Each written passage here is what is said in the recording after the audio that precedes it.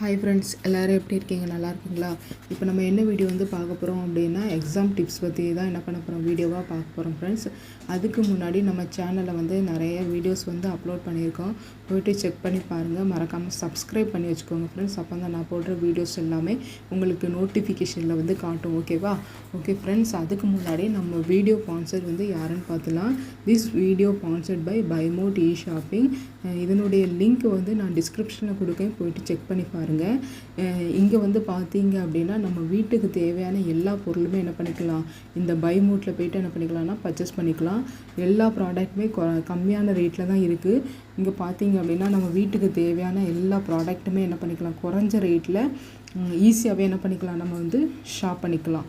Okay, இங்கே வந்து என்னென்ன ப்ராடக்ட்லாம் இருக்குது பார்த்தீங்கன்னா, குக்கிங் சம்மந்தமாக உள்ள ப்ராடக்ட் எல்லாமே இருக்குது. அப்புறம் பர்சனல் கேரு, பேபி கேர், பேபிக்கு யூஸ் பண்ணுற ப்ராடக்ட் எல்லாமே என்ன பண்ணிக்கலாம், நம்ம இதில் போய்ட்டு பர்ச்சேஸ் பண்ணிக்கலாம். அப்புறம் ஸ்நாக்ஸ் இருக்குது.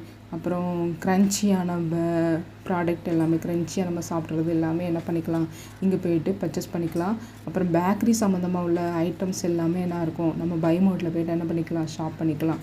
அதுக்கப்புறம் ஓரல் கேரு, பூஜைக்கு தேவையான ப்ராடக்ட் எல்லாமே என்ன ஆகுன்னா இங்கே வந்து இருக்குது. அப்புறம் நெக்ஸ்ட் வந்து பியூட்டி கேர், பியூட்டி சம்மந்தமாக லேடிஸ்க்கு யூஸ் பண்ணுற பியூட்டி சம்மந்தமாக உள்ள பொருள் எல்லாமே என்ன பண்ணிக்கலாம், இங்கே போய்ட்டு பர்ச்சேஸ் பண்ணிக்கலாம்.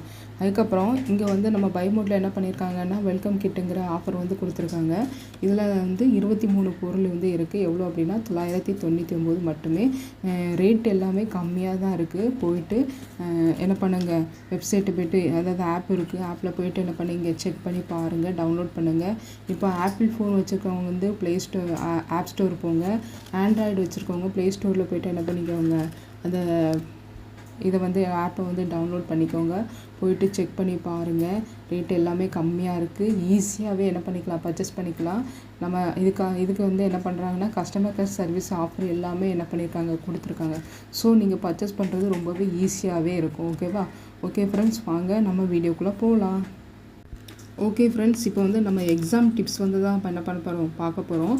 இப்போ எக்ஸாமுக்கு போகிறதுக்கு முன்னாடி வந்து நம்ம நிறைய வந்து தப்பு பண்ணுவோம். அதை வந்து எப்படி கரெக்ட் பண்ணலாம் அப்படிங்கிறத நம்ம என்ன பண்ண போகிறோம், வீடியோவாக பார்க்க போகிறோம். இப்போ ஒரு பப்ளிக் எக்ஸாம் போகிறோம்னு வச்சுக்கோங்களேன்.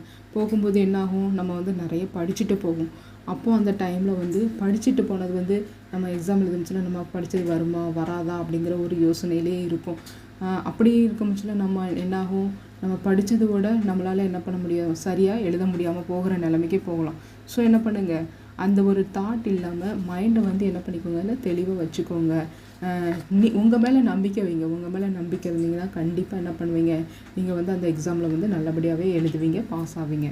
ஓகே, இதில் வந்து வேறு என்ன பண்ணலாம் அப்படின்னா, நீங்கள் மேக்ஸிமம் என்ன பண்ணுங்கன்னா 1 ஹவருக்கு முன்னாடியே அந்த புக்கை வந்து என்ன பண்ணுறாங்க, க்ளோஸ் பண்ணிடுங்க, படிக்காதீங்க. இப்போ எக்ஸாம் காலுக்கு போகிறதுக்கு முன்னாடி என்ன பண்ணுங்கன்னா, அப்போ தான் நம்ம உட்காந்து என்ன பண்ணுவோம், வளவலான்னு படிப்போம். இப்போ நம்ம வந்து ஸ்கூல்லையும் சரி காலேஜ்லேயும் சரி நம்ம பார்த்துருக்கோம், எல்லாருமே பார்த்துருப்போம்.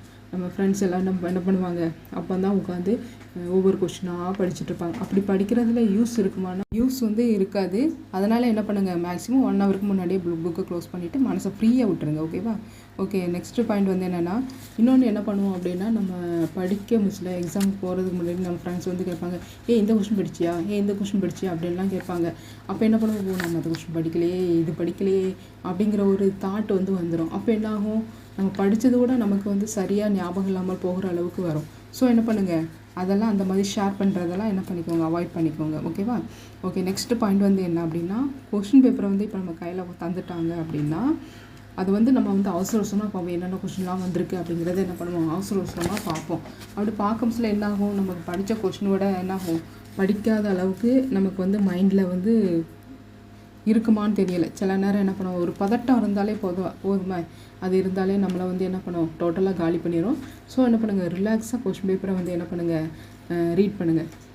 அடுத்த பாயிண்ட் வந்து என்ன அப்படின்னா, இப்போ வந்து உங்களுக்கு எக்ஸாமுக்கு வந்து ஒரு கொஸ்டின் பேப்பர் கொடுத்துட்டாங்க அப்படின்னா அதை வந்து ரீட் பண்ணுறதுக்குன்னு ஒரு டைம் கொடுப்பாங்க.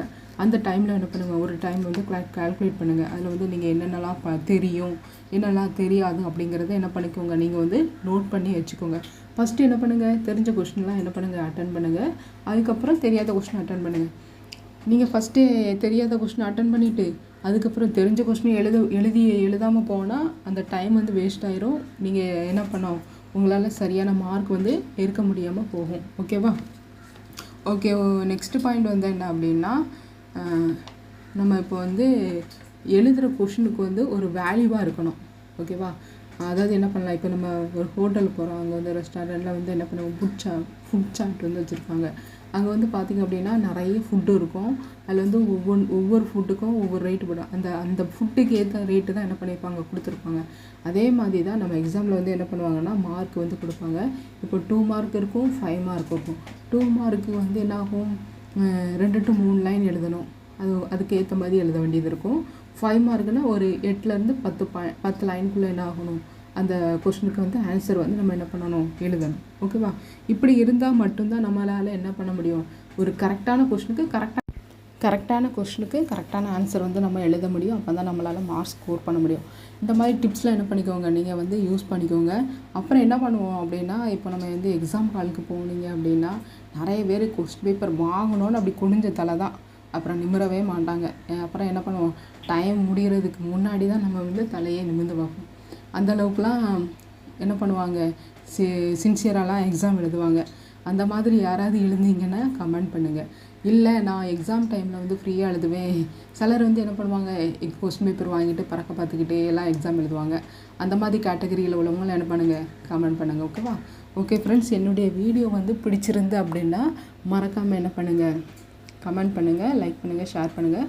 அப்போ தான் நான் போடுற அடுத்தடுத்த வீடியோ வந்து உங்களுக்கு நோட்டிஃபிகேஷனில் காட்டும் friends. Okay friends, thanks for வாட்சிங். நன்றி.